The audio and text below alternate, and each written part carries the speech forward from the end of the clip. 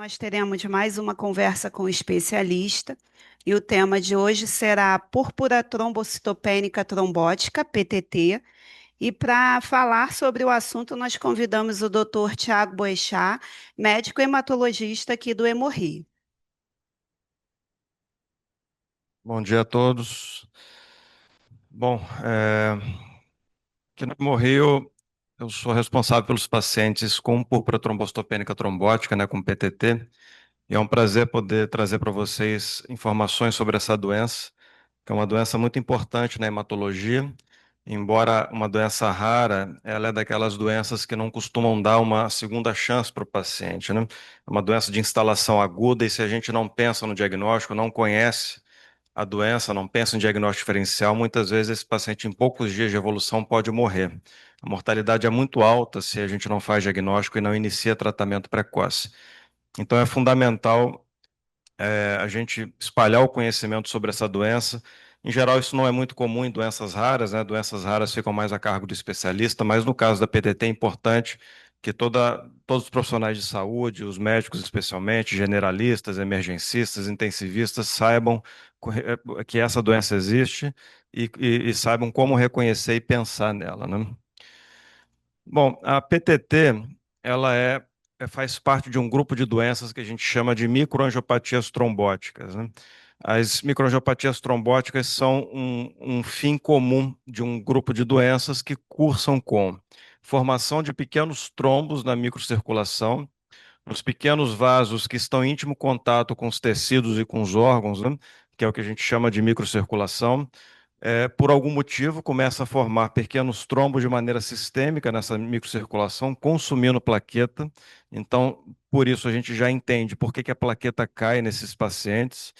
Quando a hemácia, que é a célula vermelha do sangue, passa por ali, ela pode se fragmentar, e isso gera o que a gente chama de anemia hemolítica intravascular, anemia hemolítica microangiopática, que é um marco das microangiopatias trombóticas.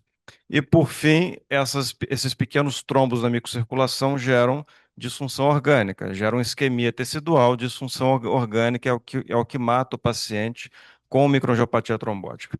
E existem várias condições que podem fazer isso. A PTT é uma delas. A PTT é uma microangiopatia trombótica primária. Ela em si já é a microangiopatia trombótica e é uma das que mais causa todo esse quadro, causam esse quadro laboratorial bem florido, de anemia hemolítica bem nítida, de trombocitopenia grave e de disfunção orgânica e óbito se a gente não interferir e não começar a tratar. Mas existem outras também, como a síndrome hemolítica urêmica, atípica e atípica, né, que é um termo um pouco antigo. E o que mais predomina no nosso meio são as microangiopatias trombóticas secundárias, né? Secundárias a doenças sistêmicas que podem causar essas formações de pequenos trombos na microcirculação, queda plaquetária, anemia hemolítica microangiopática e disfunção orgânica. Como, por exemplo, complicações na gestação, pré-eclâmpsia, eclâmpsia, um lúpus com doença inflamatória sistêmica grave, neoplasia metastática, um câncer avançado, pode causar um quadro de microangiopatia trombótica, infecções, coagulação intravascular disseminada, mais raramente alguns medicamentos podem induzir isso, e também o transplante de medula óssea. Então, é sempre um desafio quando a gente está frente a um paciente que apresenta manifestações clínicas e laboratoriais sugestivas de microangiopatia trombótica, é sempre um desafio esse diagnóstico diferencial. E a gente vai focar hoje aqui na púrpura trombocitopênica trombótica. Então, todas elas geram anemia hemolítica, microangiopática.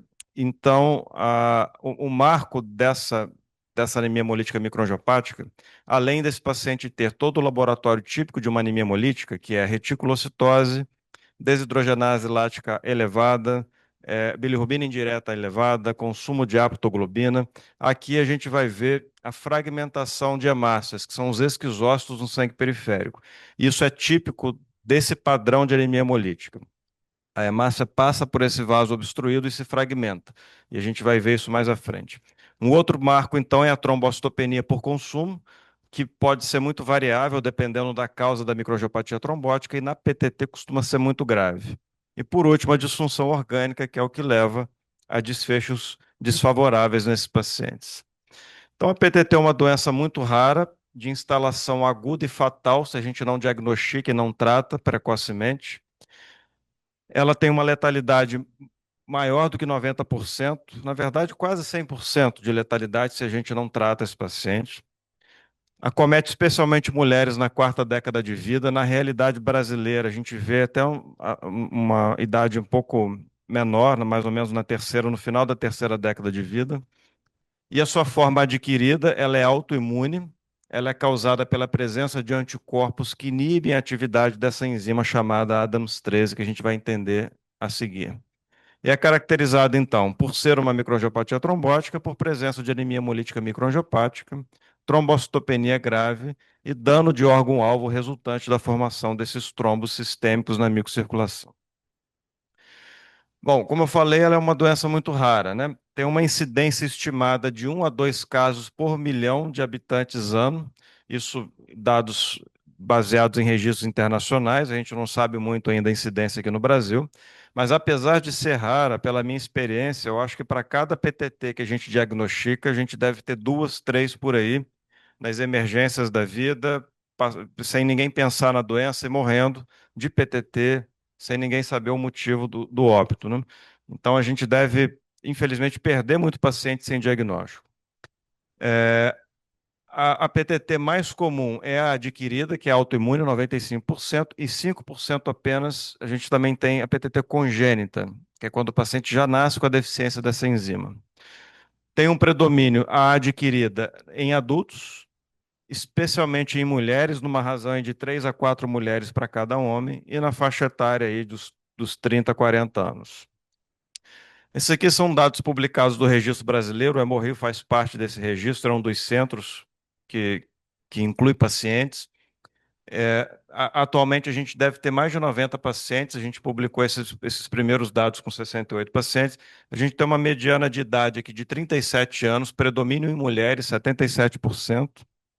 E um dado que chama atenção é que esses pacientes que chegam no diagnóstico, na admissão, né, com suspeita de PTT aqui no Brasil, já chegam com muita manifestação clínica, não só manifestação hemorrágica, mas especialmente manifestação neurológica grave, e isso muito provavelmente reflete diagnóstico tardio, né?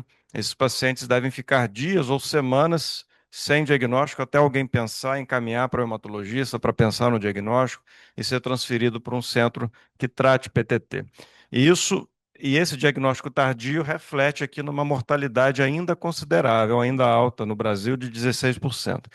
A mortalidade dos principais registros gira em torno aí de 10%, no máximo 15%, mas isso tem caído cada vez mais, especialmente com o acréscimo de novas modalidades terapêuticas. Isso tem chegado a 1% de mortalidade em alguns centros. Então, a mortalidade brasileira ainda é alta e a gente precisa mudar isso, especialmente com educação continuada, para que as pessoas conheçam a doença e reconheçam o paciente com provável PTT. Bom, e como que a doença surge então? Existem essas duas proteínas que são fundamentais para a gente entender a origem da doença, né? Um é o fator de von Willebrand. O fator de von Willebrand é um fator fundamental na nossa hemostasia, especialmente na hemostasia primária. Dentre algumas funções dele, uma das funções principais é servir como um cimento entre a plaqueta e o endotélio, né? O endotélio, que é a parede do vaso, né? É, Quando existe uma lesão endotelial, a plaqueta precisa aderir àquele local e, a partir dessa adesão plaquetária, ela se ativa, migra mais plaqueta para aquela região, plaqueta começa a agregar sobre plaqueta e formar um tampão plaquetário para coibir aquele sangramento inicial. E essa adesão plaquetária no endotélio, ela é mediada pelo von Willebrand. A plaqueta se liga ao von Willebrand, o von Willebrand se liga ao colágeno do endotélio, permitindo essa adesão. Então, essa é uma das funções principais dele. Quando o von Willebrand ele é produzido e cai na circulação, ele é produzido e circula sob uma forma de alto peso molecular. É uma grande molécula e é uma molécula muito trombogênica. Ela precisa ser clivada em pedaços pequenos para poder atuar de maneira fisiológica. Quando esse von Willebrand ele cai na microcirculação e ele se abre e se estende sobre o endotélio, ele expõe vários sítios de ligação, e se ele não for imediatamente clivado, ele passa a aderir plaqueta em endotélio íntegro, e isso não pode acontecer. Fisiologicamente, ele só pode aderir plaqueta em endotélio lesado. Então, quando ele se abre, entra em ação essa enzima, que é a ADAMS13. É uma enzima produzida pelo fígado que tem a única função de clivar o fator de von Willebrand. E quando o von Willebrand se abre na microcirculação, essa enzima imediatamente cliva e esse fator segue clivado e vai funcionar apenas na adesão plaquetária frente à lesão endotelial. Quando eu tenho, então, a deficiência dessa enzima, a atividade normal da enzima gira em torno de 60%. Quando ela cai abaixo de 10%, é que a gente geralmente tem a doença se expressa. Então, quando essa atividade enzimática está muito baixa, ela passa a não clivar mais o fator de von Willebrand. Esse fator de von Willebrand exposto na microcirculação começa a aderir plaqueta, consumir plaqueta na microcirculação, formando microtrômbulos, a plaqueta cai, gerando trombocitopenia. A hemácia, quando passa por ali, se fragmenta, gerando anemia hemolítica. E, por último, quando você tem muita formação de trombo na microcirculação, você obstrui essa microcirculação e gera disfunção orgânica e óbito por coma, por insuficiência cardíaca, por dano pulmonar, etc. Então, a fisiopatologia não é difícil de entender, é muito simples essa compreensão da causa da doença. E essa deficiência da enzima, como eu falei, ela é adquirida na maior parte das vezes, causada pela presença de um autoanticorpo contra é um anticorpo inibidor da função da enzima, e existem os casos congênitos que são PTTs ainda mais raras, que por mutações no gene do ADAMS13, essa criança já nasce com a deficiência da enzima. Tá? Mas a gente vai focar aqui hoje na PTT adquirida. Então, num caso, num paciente normal que tem atividade enzimática normal, essa enzima cliva o fator de von Willebrand, que vai circular sob forma de baixo peso molecular e vai atuar apenas na adesão plaquetária frente à lesão endotelial. Aqui, quando não tem a enzima, esse von Willebrand multímero passa a aderir plaqueta na microcirculação, consumindo plaqueta, gerando hemólise microangiopática. E o marco da hemólise microangiopática é a presença das hemácias fragmentadas, que são esquizócitos. Então é fundamental a gente olhar a lâmina desse paciente. Às vezes, se o médico não sabe olhar uma lâmina, o técnico do laboratório, o biólogo, pode ver isso na lâmina, né? Quando ele percebe que existe um paciente com anemia, com trombocitopenia, é fundamental olhar essa lâmina e informar o que você está encontrando de alteração morfológica no setor eritroide. Então, se existe a observação de presença de esquizócito, isso inclusive o próprio counter, a máquina, pode sinalizar a presença de esquizócito de massa fragmentada. Trombocitopenia por consumo e disfunção de órgão, especialmente sistema nervoso central e trato gastrointestinal são mais comuns. Então, essa aqui é uma lâmina clássica de microangiopatia trombótica, não é típico só de PTT, qualquer microangiopatia trombótica pode fazer isso, mas a PTT é a que mais faz isso, é a que mais dá esquizócito. Aqui a gente tem uma policromasia, uma discreta diferença de tonalidade entre as células, que é comum na hemólise. Aqui a gente tem reticulocitose, que é comum na anemia hemolítica, tem pouca plaqueta no campo, tem só umas plaquetas aqui, e especialmente essas hemácias em capacete, que são os esquizócitos, hemácias fragmentadas, que aponta para uma anemia hemolítica microangiopática. Né? E como é que esse paciente chega para a gente, então? Em geral, a PTT ela pode ser primária, ou seja, ela surge do nada, não costuma ter nada por trás da doença. Então, geralmente é uma mulher jovem, rígida, sem comorbidades, que está bem e de repente começa a se sentir cansada, começa a apresentar manifestação hemorrágica cutâneo-mucosa e procura atendimento médico. Em uma parcela menor dos pacientes, existem alguns casos que estão associados a outras doenças. Tem paciente com HIV que pode abrir uma PTT, tem paciente que tem lúpus que pode abrir uma PTT e assim por diante. 100% dos casos terão anemia hemolítica microangiopática e trombocitopenia, mas não necessariamente 100% terá sintoma de anemia ou manifestação hemorrágica, tá? Isso aqui é um achado laboratorial. Geralmente, a mediana da hemoglobina gira em torno de 7 a 8, então, em geral, é uma anemia moderada a grave, e a plaqueta a mediana da plaqueta gira em torno de 15 a 17 mil. Então, é uma trombocitopenia grave. Geralmente, a trombocitopenia na PTT costuma ser abaixo de 30, abaixo de 20 mil. Mais de 60% desses pacientes ao diagnóstico apresentam ao diagnóstico apresentaram síndrome anêmica, queixa de cansaço, fadiga, indisposição para as atividades do dia a dia, palidez cutânea mucosa, e mais de 50% apresentarão manifestações hemorrágicas, mas geralmente a manifestação hemorrágica aqui é de pele, de mucosa, é equimose, petequia, né, aquelas pintinhas vermelhas, sangramento gengival, epistaxe, não costuma ser sangramento grave, tá? Então a instalação ela é aguda, de poucos dias de evolução ou poucas semanas de evolução de sintoma, predomínio em mulher jovem e geralmente um paciente sem comorbidade. Além dos sintomas e sinais de uma anemia e de trombocitopenia, esse paciente também já pode apresentar sinais e sintomas de comprometimento do órgão-alvo, né, de disfunção orgânica. Antigamente, se dizia que a gente só podia pensar em PTT se esse paciente já tivesse, por exemplo, uma manifestação neurológica, uma disfunção renal. Isso não é verdade. É bom que a gente pense na doença antes que o paciente tenha esses sintomas. Então, se o paciente já chega apenas com anemia e com trombocitopenia, e se essa anemia tem padrão hemolítico, né, com reticulocitose, etc., e se a gente tem esquizócito, isso já é o suficiente para a gente pensar em microangiopatia trombótica e, consequentemente, em PTT. A gente não precisa esperar por uma crise convulsiva, por um rebaixamento do nível de consciência, por uma dor torácica para poder pensar na doença. Isso já reflete doença avançada e diagnóstico tardio. Mas 60 a 80% dos pacientes apresentam queixa neurológica, desde uma simples cefaleia até o coma, por exemplo, você pode ver. É muito comum também queixa gastrointestinal, apesar de ser uma queixa pouco específica.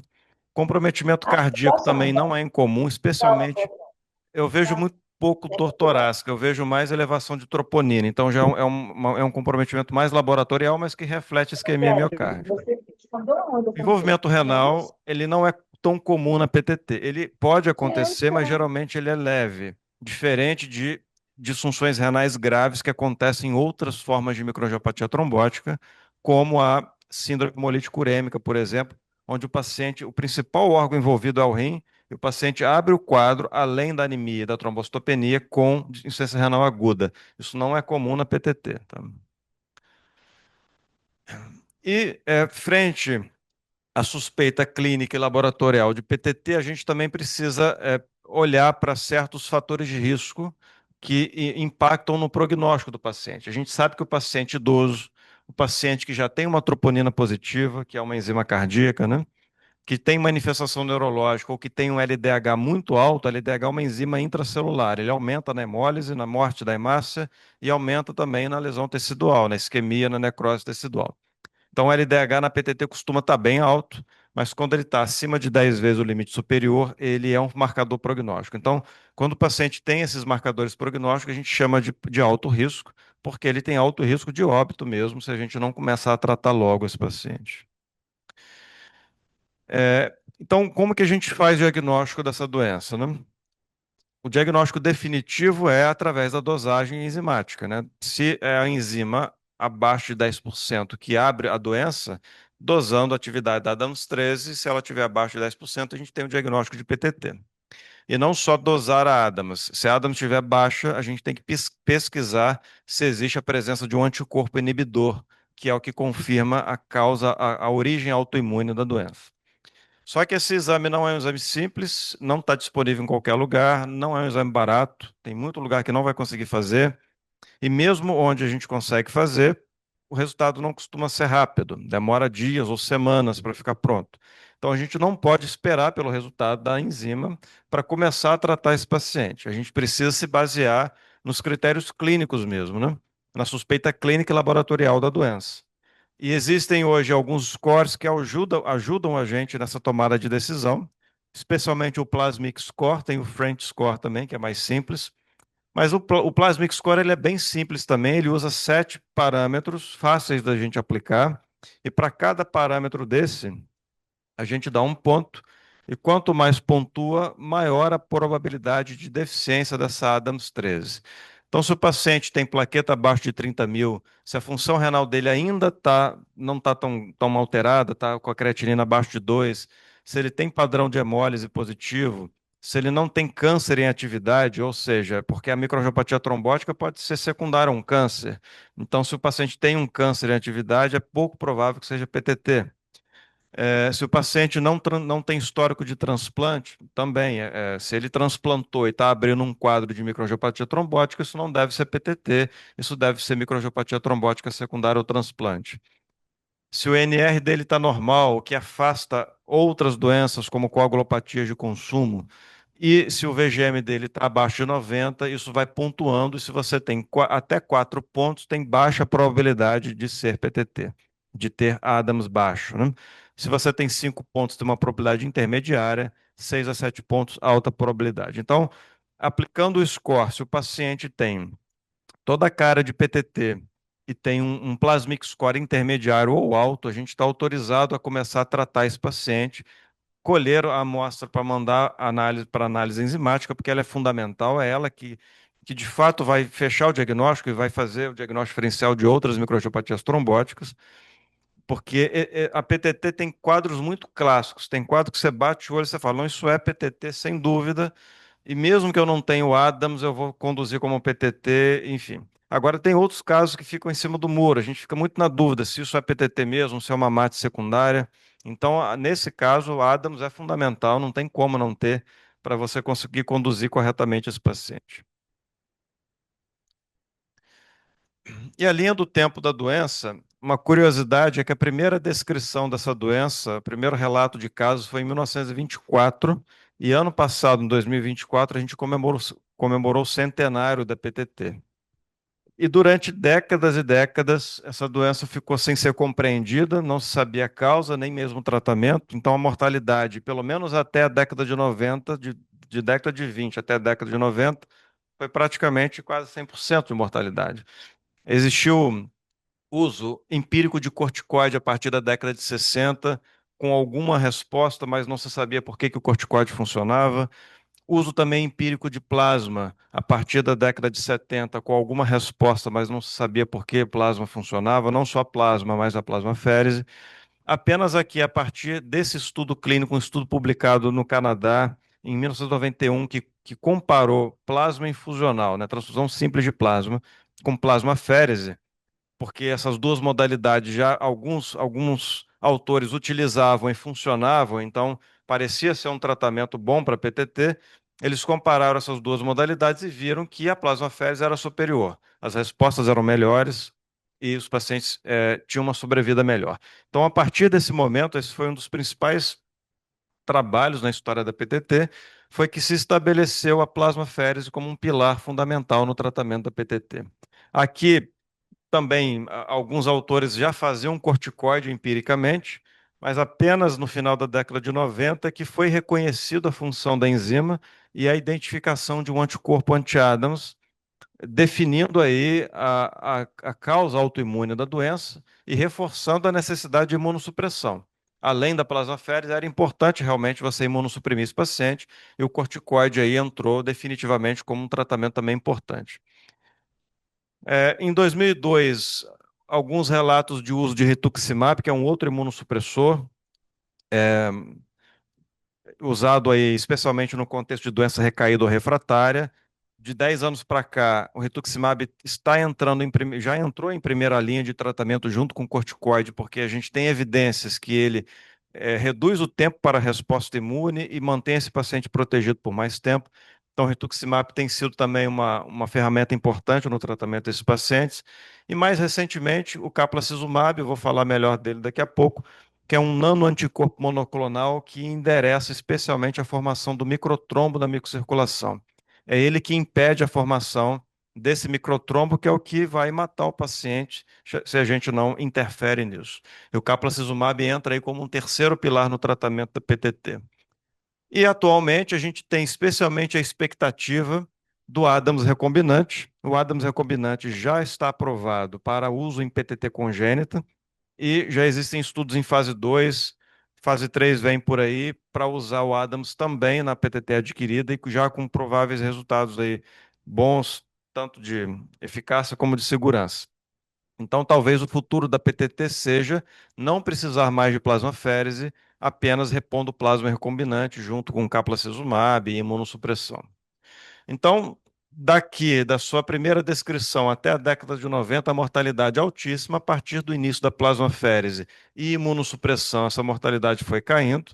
Hoje em dia, a gente tem aqui, junto com Capla e posteriormente, mais à frente, com Adams recombinante, uma mortalidade menor do que 5% nos principais centros, sendo que recentemente a gente publicou também uma experiência internacional com caplacizumab, com mais de 1.000 pacientes envolvidos, com uma mortalidade em 3 meses, de 1,6%, se não me engano. Então, assim, essa mortalidade reduziu muito com o acréscimo do caplacizumab ao tratamento padrão. Então, hoje em dia, o tratamento da PTT, o padrão ouro, é baseado nesse tripé, né? No pilar essencial, que sempre foi a plasmaférese, e é o que a gente continua fazendo, que é o que sempre salvou a vida dos pacientes, que é o que consegue repor esse procedimento de troca do plasma, né? Retira o plasma do paciente que não tem a enzima e que também tem anticorpo contra a enzima e repõe um plasma novo que você tem atividade enzimática normal. Então, com sessões diárias de plasmaférese, a gente consegue minimizar o efeito da doença, diminuindo a formação do trombo da microcirculação, repondo Adams, em paralelo à imunossupressão, que é o que vai atuar na causa da doença. Só que a imunossupressão ela não atua, ela não induz resposta tão rápida, ela demora um tempo para surtir efeito. Se a gente fizer só imunossupressão, esse paciente morre antes de atingir resposta. E a imunossupressão a gente tem feito com corticoide e com rituximab. E mais recentemente, o caplacizumab, que inibe a interação da plaqueta com o von Willebrand. A plasmaférese, então, foi esse estudo canadense que eu falei, que comparou plasmaférese com plasma infusional, e a plasmaférese induziu uma sobrevida melhor. E é o que a gente faz até hoje, propondo início imediato, frente à suspeita da PTT, com troca plasmática de 1 a 1,5 volemia plasmática total do paciente, e mantemos isso até a resposta clínica.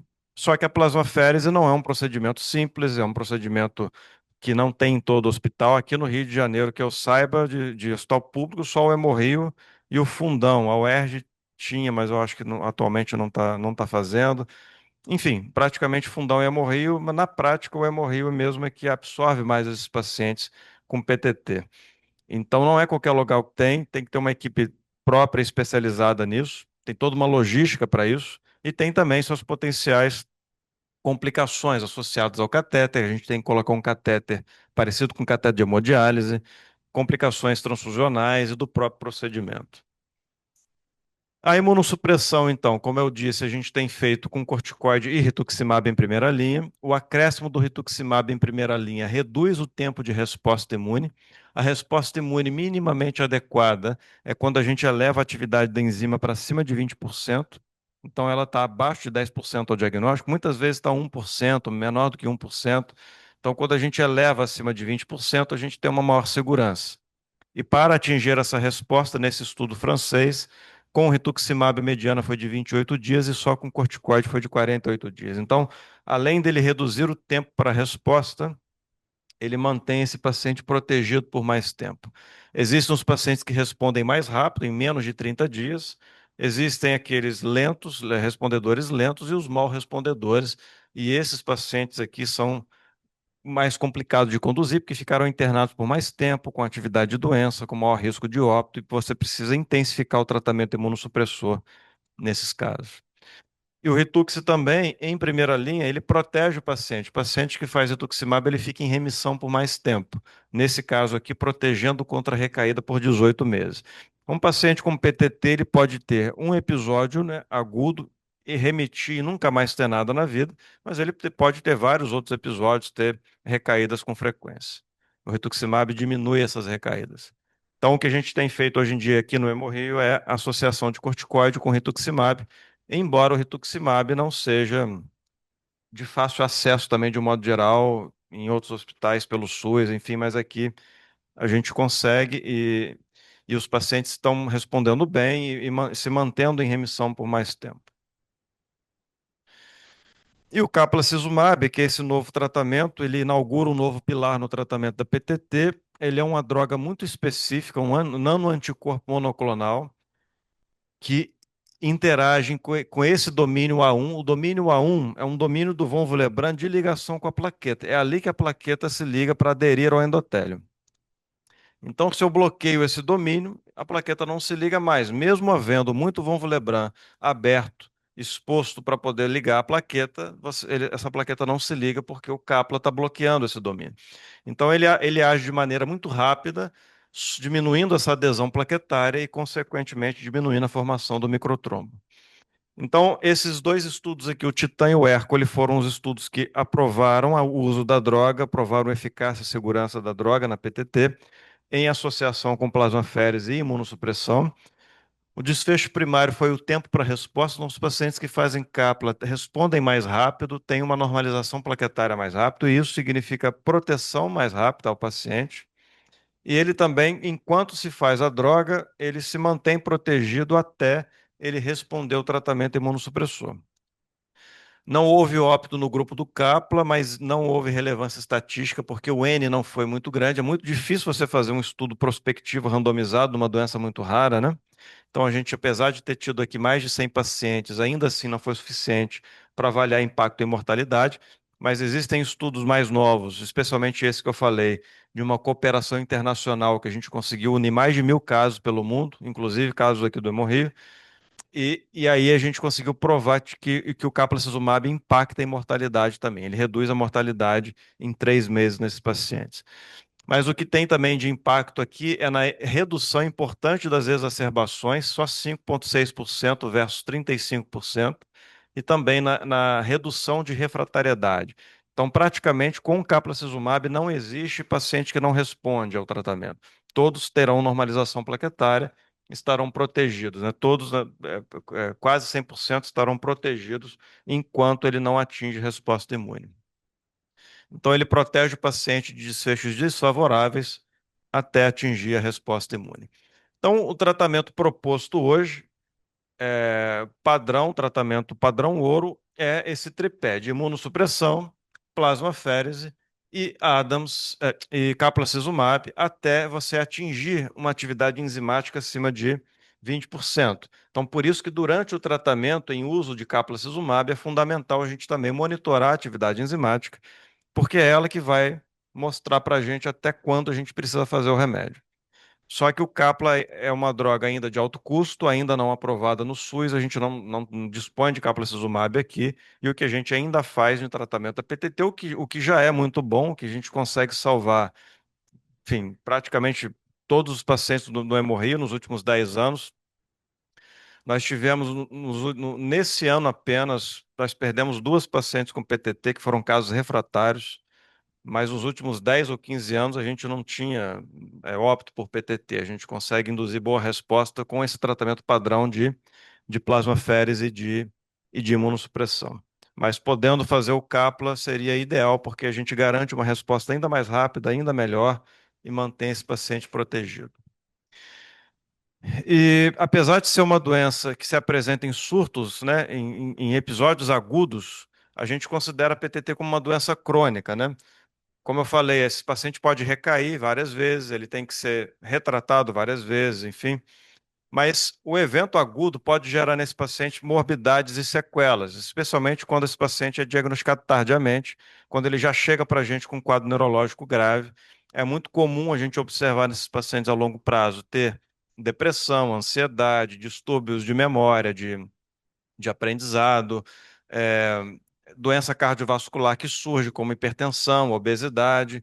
Tem um estudo que mostrou que esses pacientes com PTT a longo prazo morrem mais cedo por doença cardiovascular do que a população em geral. Morre não por atividade de doença, mas por outras morbidades, né?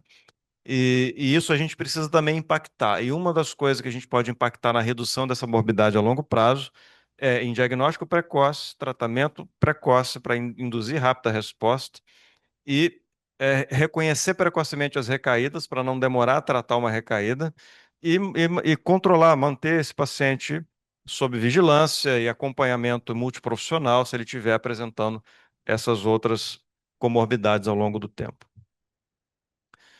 Bom, como consideração final, a PTT é uma microangiopatia trombótica causada por deficiência dessa enzima. culminando em anemia, queda plaquetária e disfunção orgânica. O diagnóstico precoce permite resposta mais rápida ao tratamento, redução de mortalidade e melhora da qualidade de vida. O tratamento clássico, com plasmaférese e imunossupressão, reduz notadamente e impacta muito na história natural da doença, mas ela ainda é considerável no episódio agudo. Como eu falei, na experiência brasileira, a gente ainda tem uma mortalidade de 16%, além de refratariedade e exacerbações frequentes.